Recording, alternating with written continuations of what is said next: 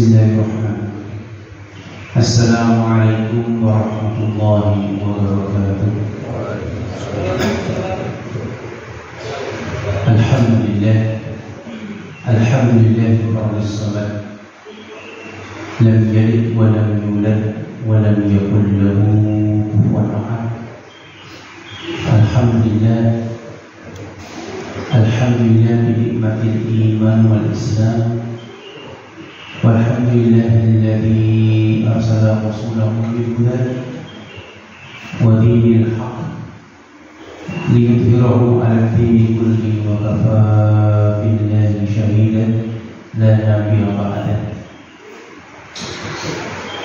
Bapak Ibu, kajian subuh Masjid Ukhuwah Islamiyah yang dirahmati oleh Allah,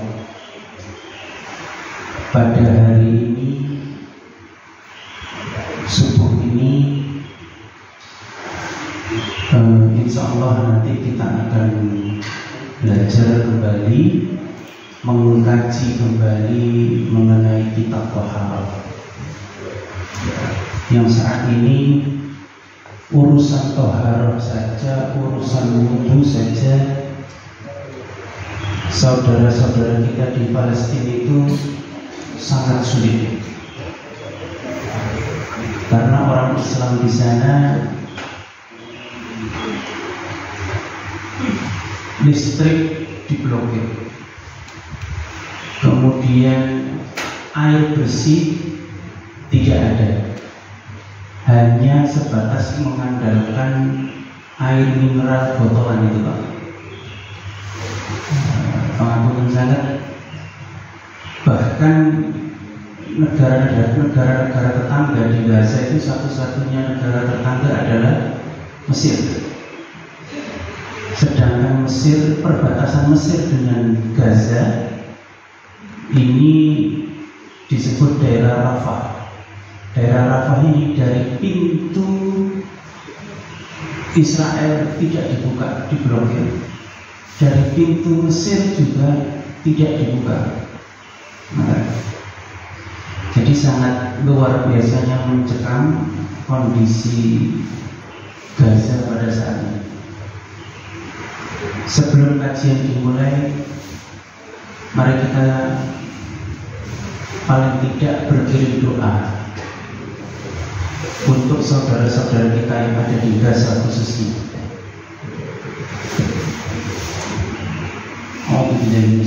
Bismillahirrahmanirrahim. Alhamdulillahirabbil alamin, arrahmanirrahim, maliki yaumiddin, iyyaka na'budu wa iyyaka nasta'in, ihdinas siratal mustaqim, siratal ladzina an'amta 'alaihim ghairil maghdubi 'alaihim waladdallin, amin.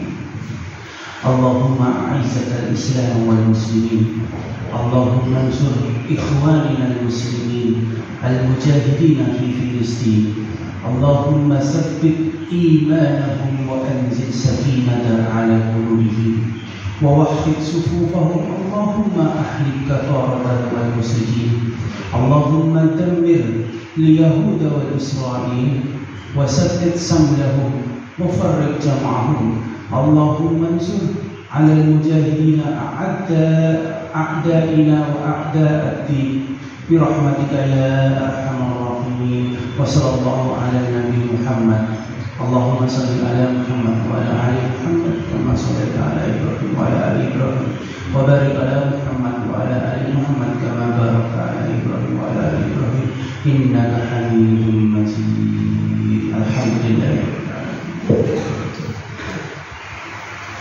Baik, kita sedikit sebelum kajian kita sedikit mengulas bahwa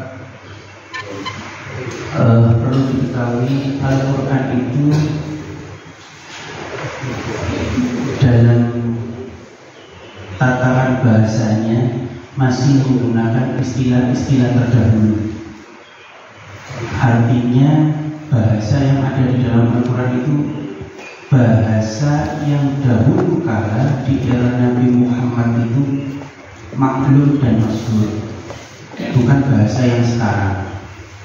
Jadi kalau kemudian kita menyebut Bani Israel, Bani Israel yang ada di dalam Al-Quran, yaitu karena itu disebut min Bani Israel, itu adalah turunan nasab, bukan negara, bukan bangsa. Jadi Asroili atau Yahuda dalam bahasa Romawinya atau disebut Yehua, Asroili ini adalah salah satu saudara Nabi Yusuf alaihissalam yang kemudian mencegah terjadinya pembunuhan Nabi Yusuf, karena pada saat itu bersepakat saudara-saudara Nabi Yusuf ini untuk membunuh Yusuf. Jadi Asroili ini atau Yehua itu adalah saudara kandung yang mempunyai bapak namanya Yakub alaihissalam. Yakub ini punya bapak namanya Ishak alaihissalam. Ishak ini mempunyai bapak Ibrahim alaihissalam. Nah, keturunan dari Asroili atau Yahuda atau Yehua ini kemudian di dalam Al-Quran disebut Bani Israel. Begitu. Jadi jangan diidentifikasi negara Israel yang sekarang adalah Bani Israel yang disebutkan di dalam Al-Quran. Itu berbeda jauh, sudah bukan maksudnya. Sedangkan Israel sekarang yang diakui oleh beberapa negara, sebuah negara itu berdiri tahun 1948 yang sejarahnya adalah bekas jajahan Inggris. Begitu Inggris kolonial ini kalah, kemudian daerah itu diklaim sebagai negara Israel. Penduduknya itu macam-macam, orang Jerman, kemudian yang bermukim di situ punya KTP Israel, orang Amerika bermukim di situ punya KTP Israel. Jadi bukan min Bani Israel yang disebutkan di dalam Al-Quran. Begitu ya? Ini asal informasi saja. Kembali kepada at-Thaharah. Dalam urusan Thaharah ini jenengan boleh buka kitab fikih apapun, miliknya Imam Al-Ghazali, miliknya Syafi'i, Maliki, Hambali, Hanafi. Rata-rata urusan Thaharah ini diletakkan di bab pertama atau mungkin bab kedua setelah bab iman. Setelah bab iman. Mau tidak mau Thaharah ini menjadi sangat penting karena di dalam Islam itu inti ibadah adalah sholat. Sedangkan Rasul pernah bersabda, mafatihus sholat wa al-wudu, taqdimuha bitakbir wa tahliluha bitaslim. Kunci sholat itu adalah wudu. Diawali dengan takbir, diakhiri dengan salam. Maka sangat menjadi krusial posisi wudu kita atau thaharah kita ini. Bahkan menjadi penentu sah dan tidaknya sholat kita. Begitu pentingnya thaharah sehingga menjadi miftahnya sholat, menjadi kunci penentu sholat. Baik, mari kita belajar untuk mengkoreksi minimal wudu kita. Kalau thaharah secara umum insya Allah tidak akan selesai satu pembahasan. Minimal kita belajar wudu dulu. Bapak Ibu sekalian, Masjid Ukhuwah Islamiyah, jamaah Masjid Ukhuwah Islamiyah yang dirahmati oleh Allah, bab thaharah ini di dalam Al-Quran dikelompokkan secara khusus oleh Allah dalam surah Al-Maidah ayat 6. Surah Al-Maidah ayat 6. Surah Al-Maidah ayat 6 ini diawali dengan kalimat Ya ayyuhalladzina amanu.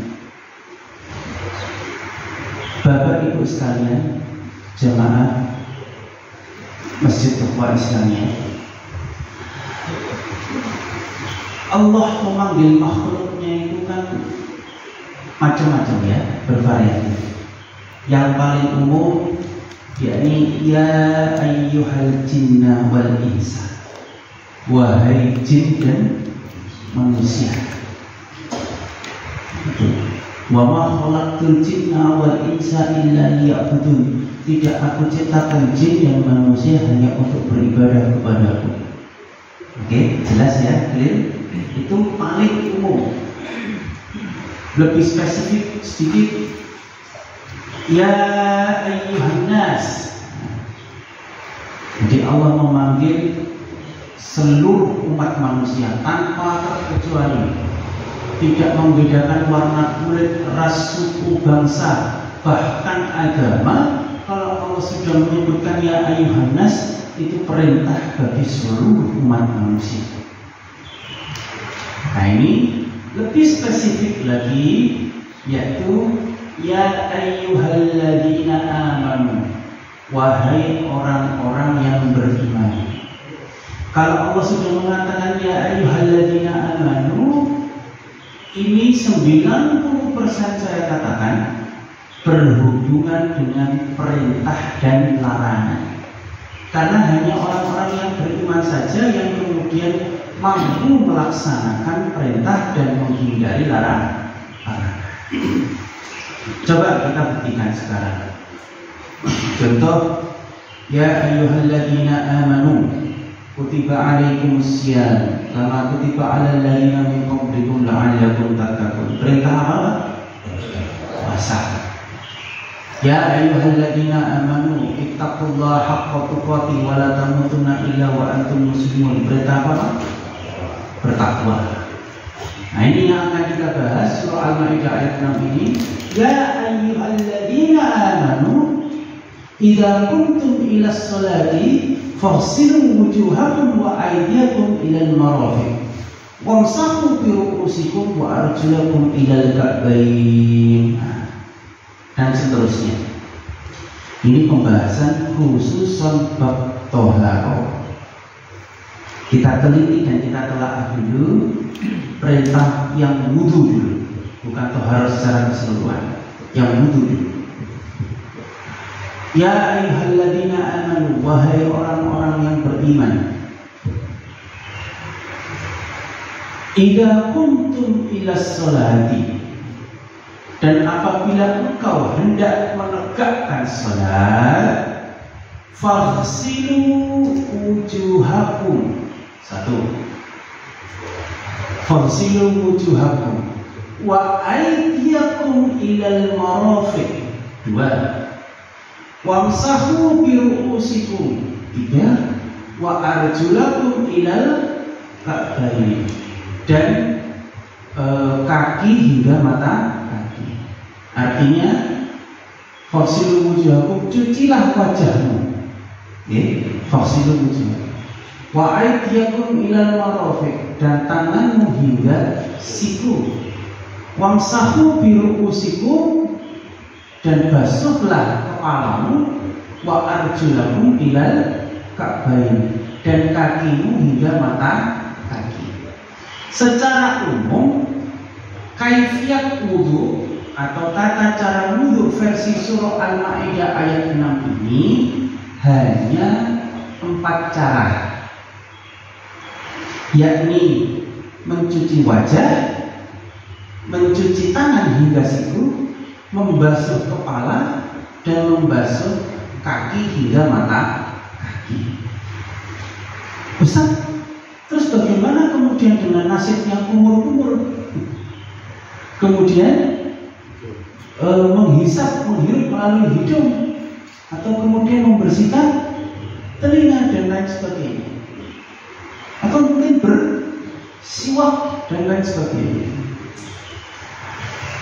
Coba kita pelajari sedikit Di dalam metodologi tafsir itu kan ada 3, pernah saya jelaskan di sini. Tafsir Quran bil Quran, tafsir Quran bil hadis, tafsir Quran bil aql. Nah, wudu kemudian dalam rangka menyempurnakan wudu, Rasul ini kemudian menambah kaifiyat dengan berkumur, kemudian menghisap, menghirup melalui hidung, kemudian membersihkan telinga atau bersiwak dan lain sebagainya. Itu dalam rangka menyempurnakan wudu dengan menggunakan metodologi tafsir Quran bil hadis. Konsep gambaran umumnya ada di dalam surah Al-Maidah ayat 6 dengan 4 kaifiyat itu, kemudian ditafsirkan oleh hadis Rasul untuk menyempurnakannya, ditambahi yang sedemikian rupa. Bahkan versi Rasul itu tidak hanya 4 step, tidak hanya 4 tahap, tapi 24 tahap. Mulai dari bacaan basmalah sampai kemudian doa penutup dalam wudu. Baik. Tapi perlu diingat, bagaimana Ustaz kalau kita wudu dengan hanya melaksanakan yang 4 ini saja seperti tuntunan surah Al-Maidah ayat 6, sah tidak wudu kita? Kan pertanyaan fikihnya kan begitu. Sah tidak wudu kita? Sah. Tapi tidak sempurna. Ingat, sah dan tidaknya sesuatu itu beda urusannya dengan masalah sempurna dan tidak. Beda Pak. Analogi fikihnya begini. Dengan pas kebetulan ini tanggal tua Pak ya, belum bayaran Pak. Tanggal tua, dompet kering kerontang, asam urat dan kolesterol kambuh. Biasanya begitu. Ibu di rumah sudah ya mulai bayar ini, ya mulai bayar itu. Akhirnya berakibat pada sholatnya tidak bisa berdiri rukuk sujud dan mulai cepat-cepat. Akhirnya sholatnya pakai kursi. Sholat pakai kursi itu, sholat jenengan sah atau tidak? Sah. Pertanyaan berikutnya, sholat pakai kursi itu sempurna atau tidak sholatnya? Tidak. Karena sholat sempurna itu berdiri, rukuk dan sujud. Maka sempurna dan tidaknya sesuatu tidak ada hubungannya dengan sah dan tidaknya. Analoginya tadi begini. Baik.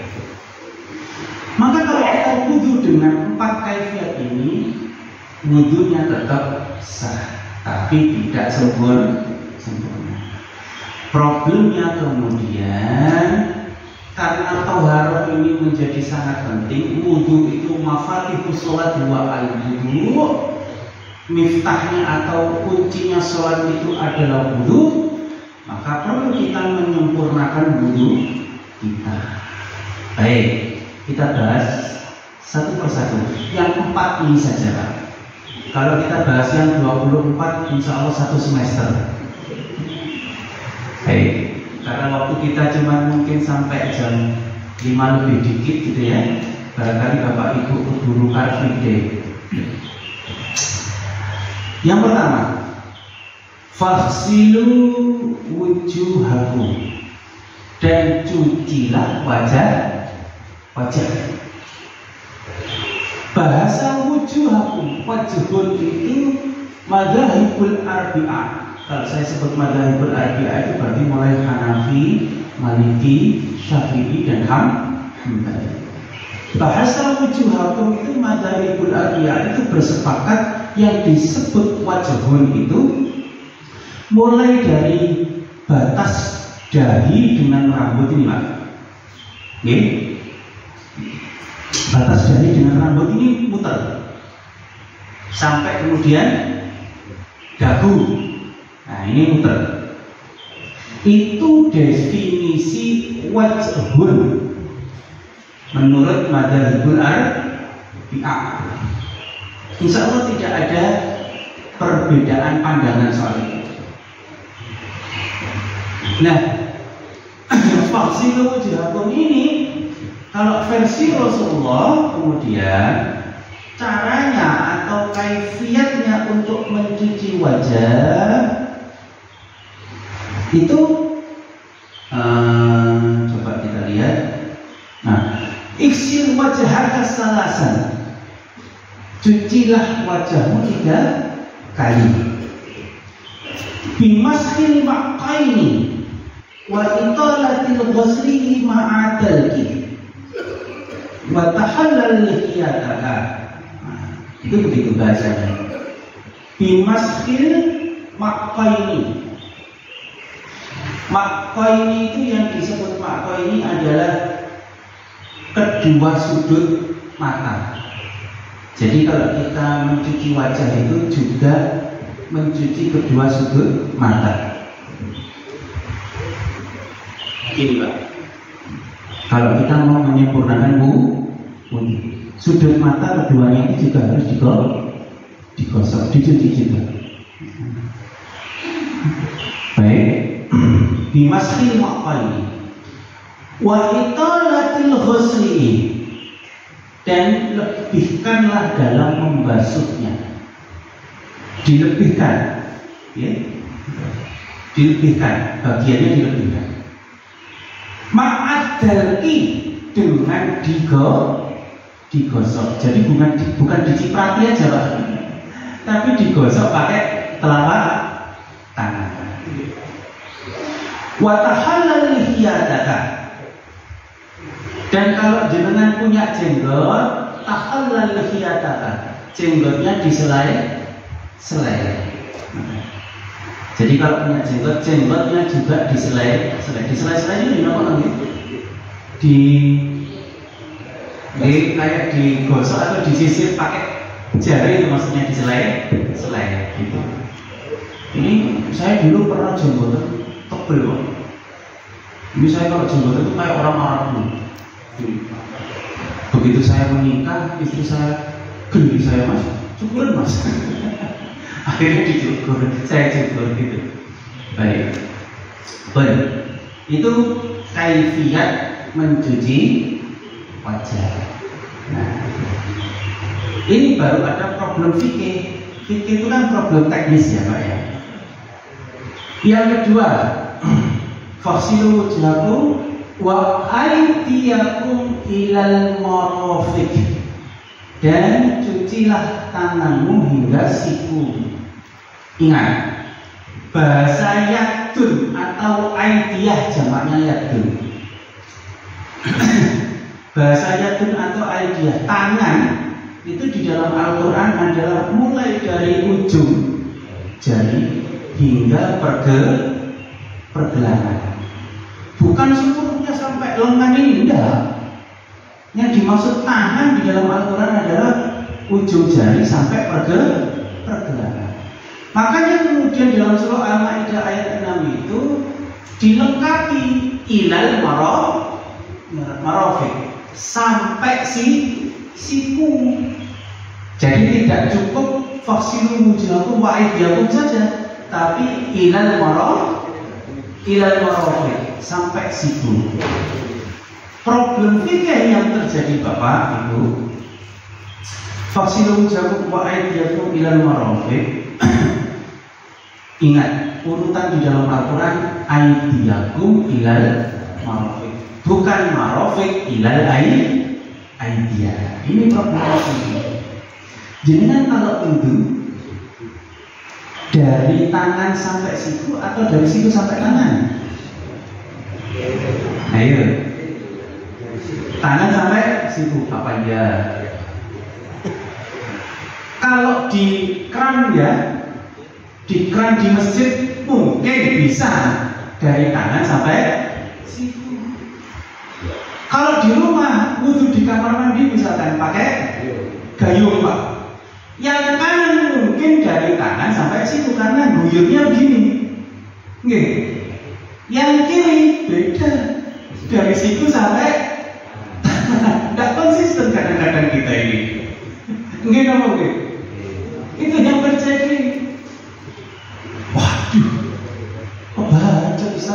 wis kaset terlanjur. Gimana ini Ustaz? Nah, baik, saya jelaskan dulu pelan-pelan. Andai kata kemudian kita sepakat, seandainya kita sepakat dari tangan sampai siku, dari tangan sampai siku. Wamsahu biruusikum wa arjulakum ilal ka'bayn. Ingat, arjulakum ilal ka'bayn. Disebut oleh Al-Quran kaki hingga, kaki sampai mata kaki. Nah, coba kita analisis kembali. Surah Al-Ma'idah ayat 6 ini bagi Imam Syafi'i dan Imam Malik. Ingat, Imam Syafi'i dan Imam Malik adalah salah satu ayat Al-Quran yang qat'i. Qat'i itu coba satu semua. Qat'i itu ayat Al-Quran yang pasti, yang saklek, yang tidak perlu diterjemahkan ulang. Kalimatnya seperti itu, yang maksudnya begini. Jelas. Itu bagi Syafi'i dan Maliki. Bagi Hanafi dan Hambali, Surah Al-Ma'idah ayat 6 ini adalah ayat Quran yang dhoni. Apa dhoni itu? Dhoni ini yang perlu dianalisa ulang, perlu ditafsiri lagi, perlu diterjemahkan ulang. Dari Madzhabul Arbi'ah saja sudah berbeda pendapat. Apa perbedaannya Ustaz? Andai kata kita sepakat, Masjid Ukhuwah Islamiyah ini seandainya sepakat bahwa aydiyakum ilal marafiq, arjulakum ilal ka'bain adalah tata urutan yang tidak boleh dibalik. Seandainya kita sepakat, itu akan jadi problem, Pak. Problem fikihnya bagaimana? Mungkin yang atas kita bisa model begini, extra jus juga. Jadi tangan sampai siku dulu kaifiatnya. Yang kaki saya tanya. Yang kaki bagaimana Pak? Maka harusnya diangkat. Karena dari ujung jari sampai mata kaki, bahasanya dalam Al-Quran. Problemnya maupun dan Bapak, kadang-kadang kita ketika wudhu kayak gocek bola. Paham wudhu kayak gocek bola itu Pak? Jadi harus saya praktekkan kayak gitu. Jadi yang atas itu mungkin kita begini Pak. Yang bawah karena ada keran, kemudian ngapunten wudhunya itu hanya kayak gocek bola. Air mengalir, ya begini saja. Maka itu apakah itu kemudian mempraktekkan arjulakum ilal ka'bain? Tidak. Makanya biasanya di masjid itu kan ada tatakan kaki yang dari stainless itu Pak. Itu dalam rangka untuk menyempurnakan wudhu. Versi Imam Syafi'i, kita wudhu kita maka harus, kapunten saya naikkan ya, maka harus dari ujung jari sampai mata kaki, bahkan digosok di selai-selai jari kita. Versi Syafi'i dan Maliki. Baik.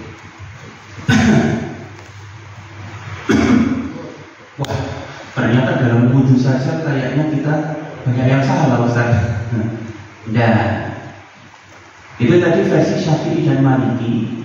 Arjulakum ilal ka'bain, aydiyakum ilal marafiq, itu adalah sebuah tata urutan yang tidak boleh dilanggar karena Surah Al-Ma'idah ayat 6 adalah salah satu surat yang qat'i.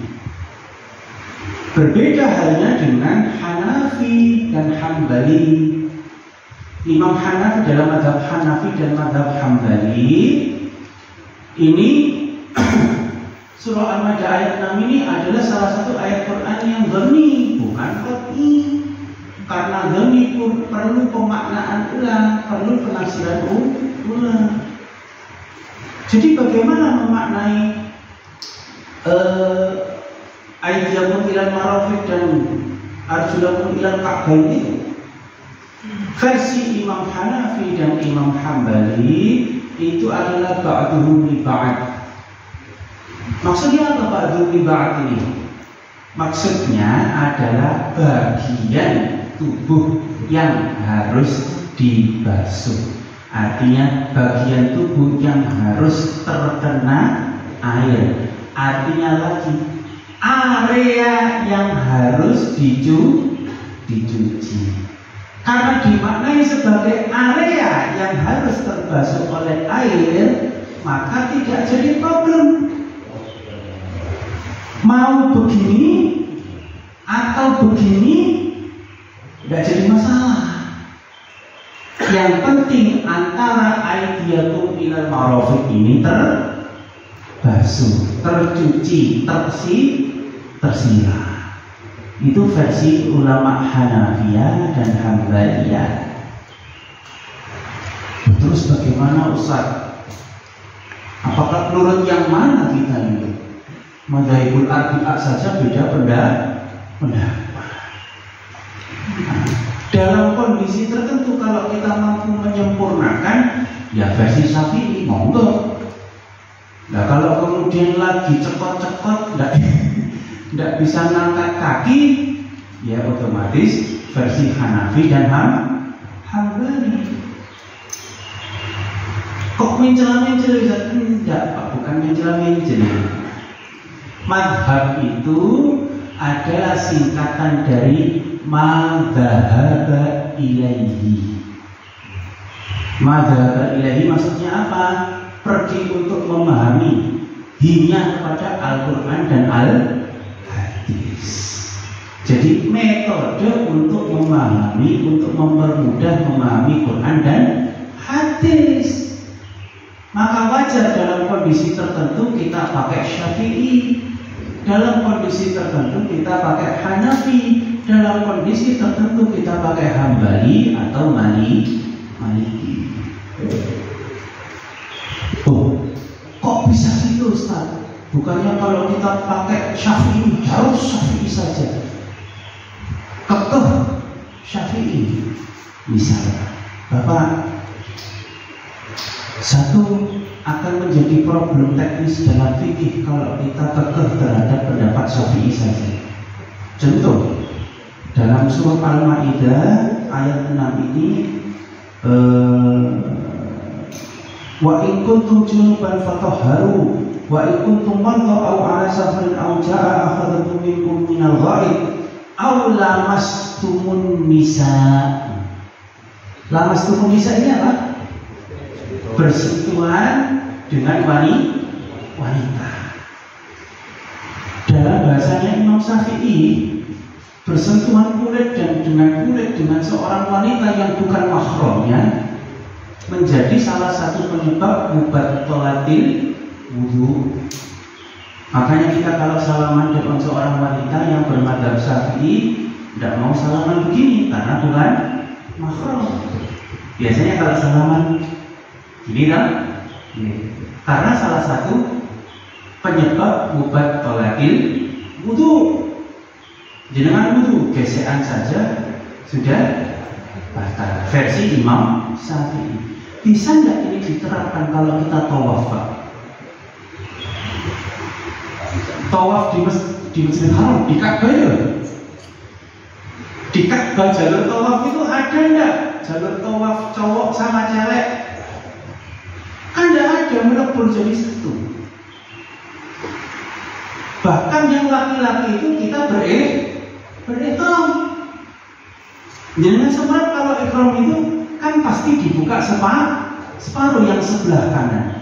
Kemungkinan bergesekan kulit dengan kulit antara laki-laki dengan perempuan yang bukan mahram mungkin tidak? Sangat mungkin. Nah kalau jenengan ngaku Syafi'i, anakku pokoknya Syafi'i. Kalau tidak pendapatnya Syafi'i, tidak mau. Akan jadi problem, Pak. Baru tawaf, labbaik Allahumma labbaik. Aduh, kesenggol, batal wudu. Bapak, asal jenengan tahu, antara Ka'bah dengan toiletnya Masjidil Haram itu 500 meter sendiri, Pak. PP 1 kilo. Jantung sehat, Pak, dengan maraton. Oke, wudu dituruti Imam Syafi'i ini. Wudu. Tawaf lagi, labbaik Allahumma labbaik. Aduh, kesenggol. Wudu lagi, labbaik Allahumma labbaik. Aduh, kesenggol lagi. Wudu lagi. Pak, belum selesai tawaf dengan sudah selesai sa'i. Lu kok bisa, Ustaz? Ya, sa'i dari Ka'bah ke toilet. Bukan dari sofa ke Marwah. Dalam kondisi tertentu seperti itu, ya tidak apa-apa kita pakai pendapatnya Imam Hanafi. Apa pendapat Imam Hanafi? Yang disebut lamastumul nisa itu bukan hanya sebatas gesekan kulit dengan kulit. Lamisa yalmisu, lamisa yulamisu, langsung itu adalah jima. Jima itu berhubungan badan antara suami dengan istri. Akan jadi problem kalau bukan dengan istri sendiri itu, Pak. Berhubungan badan suami dengan istri. Kalau berhubungan badan tidak hanya sebatas wudu, tapi harus mandi janabah. Jadi gesekan dengan kulit dengan wanita yang bukan mahram, versi Hanafi tidak membatalkan wudu. Aman. Berarti sekalipun jenengan labbaik Allahumma labbaik kesenggol, lanjutkan. Tidak ada problem. Loh Ustaz, masa kita ganti-ganti mazhab Ustaz? Gampang saja pertanyaannya, Pak. Sebenarnya dulu Rasul itu mazhabnya apa? Rasulullah Muhammad SAW, saya tanya, mazhabnya apa? Syafi'i, Maliki, Hambali, atau Hanafi? Atau Hanafi? Loh, saya tanya. Ya belum ada mazhab. Wong duluan Rasul daripada Imam mazhab. Iya kan? Mazhab itu munculnya belakangan sepeninggal Rasul baru.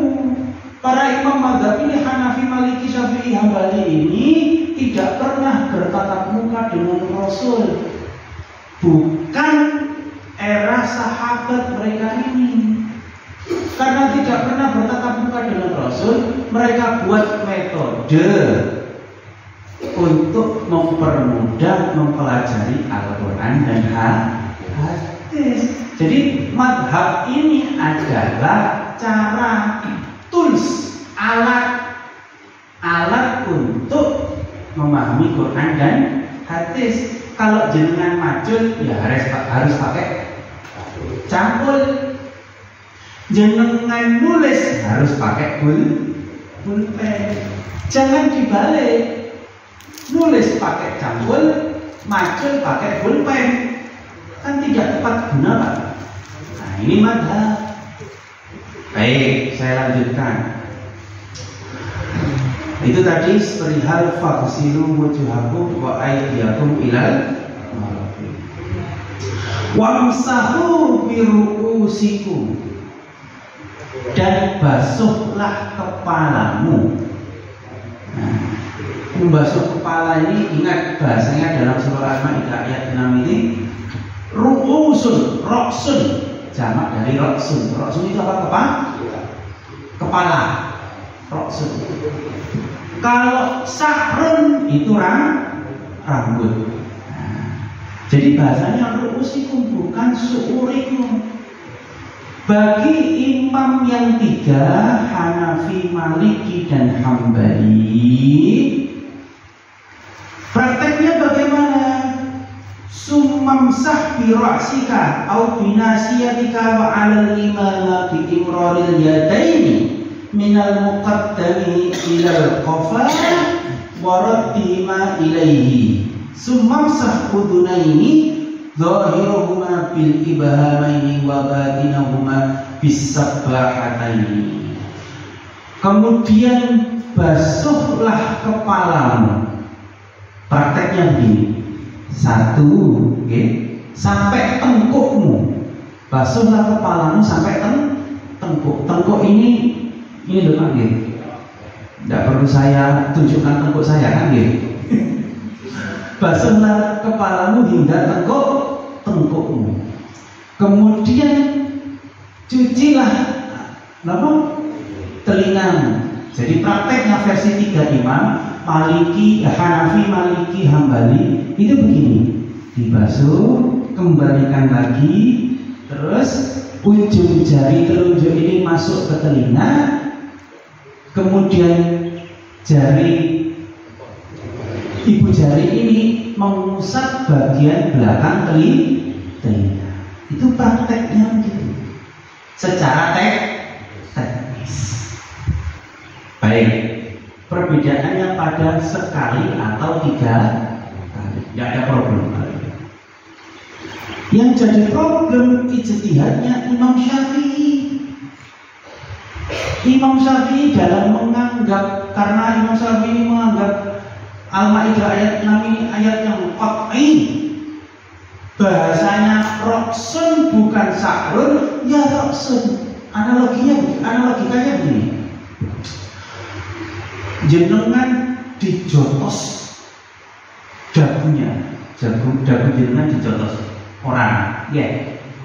Itu disebut jotos dagu atau jotos kepala? Kepalanya kena jotos, atau dagunya kena jotos. Itu disebut mukul dagu atau mukul kepala? Mukul kepala. Kalau jenengan kena jotos pipi, itu disebut mukul pipi atau mukul kepala? Kepala. Paham ya? Maka yang disebut ru'usikum ya seluruh anggota kepala. Maka kemudian ada praktek ketika wudhu, orang itu mungkin karena habis umroh atau haji nih Pak, pecinya putih mahal. Kalau dicentelkan begini takut hilang atau basah gitu. Ada praktek orang wudhu pangapunten, pecinya dibuka sedikit, ya kan? Terus rambutnya dibasahin. 1, 2, 3, ambil air lagi. 1, 2, 3, ambil air lagi. 1, 2, 3. Apakah sah wudhunya begitu, Ustaz? Versi Imam Syafi'i sah, karena Imam Syafi'i berijtihad itu masih dalam bagian kategori kepala. Versi 3 Imam Syafi'i, versi 3 imam yang lainnya bagaimana? Hanafi, Maliki, Hambali ya sah, cuman tidak sempurna. Paham ya? Sah tapi tidak sempurna. Maka kemudian untuk menyempurnakan wudhu kita, terus nggak usah mikir penutup kepala, lepas, taruh, disempurnakan wudhunya. Diskon itu Pak hanya untuk perempuan. Yang namanya diskon syarat dan ketentuan berlaku. Coba dengan keramaian sama matahari itu Pak. Diskon itu pasti syarat ketentuan berlaku. Bagi perempuan boleh hanya mengusap imamah. Imamah itu penutup kepala. Misalnya berkerudung, boleh cukup mengusap kerudungnya saja, tidak usah dibasahi. Kalau dibasahi kerudungnya mandi itu namanya. Cukup diusap saja, dengan syarat apabila kemudian kemudian membuka penutup kepala justru mengekspos auratnya. Misal tempat wudhu, ada tempat wudhu wanita di masjid tapi terbuka. Ketika membuka kerudung takut terekspos auratnya, maka diperbolehkan hanya cukup mengusap kerudung saja. Begitu. Itu diskonnya. Wah, nanti kerudung saya basah, Ustaz. Ya tidak apa-apa, wis versi Imam Syafi'i. Nah, membasahi ujung rambut. Selesai. Ini yang disebut madhab. Inilah kemudian problematika fikih atau problem teknis dalam wudhu yang kadang-kadang kita agak sedikit abai. Nah, maka yang lebih baik, lebih bagus ahsannya kita menyempurnakan wudhu. Karena status wudhu ini adalah mafatihus sholat, kuncinya sholat. Agar sempurna sholat kita, maka kita sempurnakan wudhu kita. Ada pertanyaan? Sudah Pak? Ada pertanyaan? Tidak ada? Istilah memiliki sama membantu itu, gini, kalau mencuci itu Pak, dalam bahasa hadisnya ma'ad-dalki, dengan digosok. Ma'ad-dalki itu dengan digosok. Itu perbedaan mencuci dengan membasuh. Maka di dalam hadisnya kemudian tadi Rasul mengatakan faghsil wajhaka salasan bimaskil maqaini wa italatil ghuslihi ma'ad-dalki, dengan digosok. Itu perbedaan faghsilu dengan wamsahu. Makanya ketika kemudian rambut dengan kaki itu wamsahu birukusikum wa arjulakum ilal ka'bayn. Kaki juga cukup dibasuh. Kalau kemudian Ustaz, kaki saya habis main sepak bola, Ustaz, ya dicuci juga, tidak perlu dibasuh saja, harus bersih. Soal problem teknis saja itu. Baik, ada pertanyaan lain? Ibu-ibu barangkali gimana? Apa bisa dikatakan antara empat imam itu bahwa pendapat Imam Syafi'i lebih hati-hati? Apa bisa dikatakan demikian? Kenapa? Karena alasannya seperti tadi kan.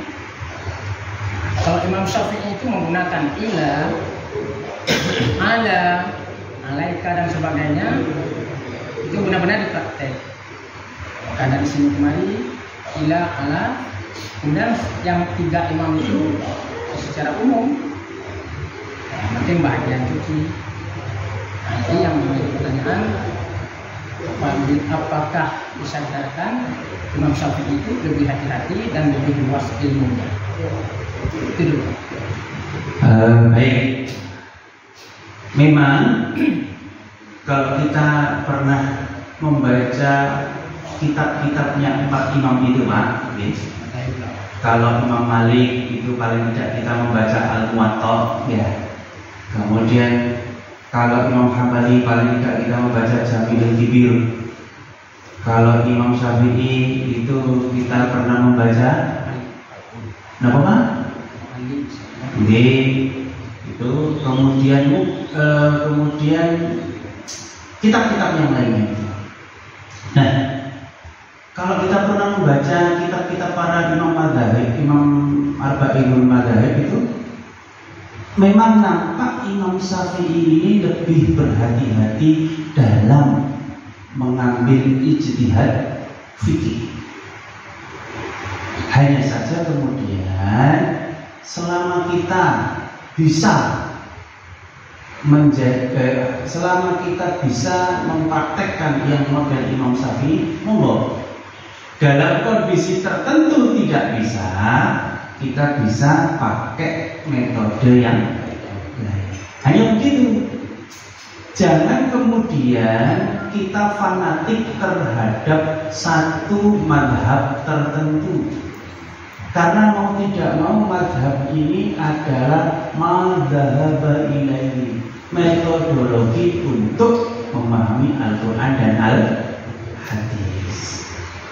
Pangapunten Pak, saya khawatir yang terjadi praktek umroh dan haji saat ini, saya sering menangis Pak. Ketika kemudian niat mau membaca niat ikhram gitu lah, niat umroh. Kalau niat umroh itu kan di masjid itu ya. Kalau di dalamnya ya kalau di Bir Ali ya di Bir Ali itu biasanya labbaik Allahumma umratan atau labbaik Allahumma hajjan. Itu ada beberapa pembimbing itu yang nyeleneh, beberapa mutawaf itu yang nyeleneh. Ada penambahan niat Pak. Niat apa? Niat li'intiqalil madhab, niat untuk pindah madhab. Beberapa kalimatnya variatif kalimatnya Pak. Tapi yang sering saya dengar adalah nawaitu li'intiqalil madhab minas Syafi'i ilal Hanafi. Ini kan problem. Era Rasul kan tidak ada, Rasul tidak pernah mengajarkan niat pindah madhab. Paham saya Pak? Itu menjadi unsur bid'ah akhirnya. Kan tidak ada niat, kenapa? Pindah madhab. Urusan madhab itu urusan pilihan saja, karena madhab itu alat. Fahami bahwa madhab itu betul-betul madhab ilaihi. Akhirnya pangapunten saat ini menjadi politik identitas akhirnya yang terjadi di Indonesia. Apa politik identitasnya? Pak, kalau masjid, sebuah masjid yang bacaan basmalahnya imam dijaharkan, akhirnya dicap, diklaim sebagai masjidnya Newcastle United. Kalau masjid yang basmalahnya dilirihkan, disirkan, dicap sebagai masjidnya Manchester United. Terjadi tidak itu? Terjadi karena fanatisme madhab ini tadi. Padahal Pak, aslinya bacaan basmalah itu kan ada 4 caranya. Satu jahr, ini yang diijtihadi oleh Imam Syafi'i. Satu sir, ini yang diijtihadi oleh Imam Hanafi. Yang satu ini ma qara'a alaihi, tidak dibaca sama sekali. Ini yang diijtihadi oleh Imam Malik.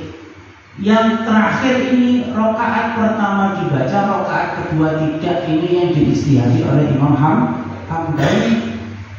Urusan basmalah saja Pak, bagi imam saat sholat berjamaah itu kurang lebih ada 70 hadis sendiri.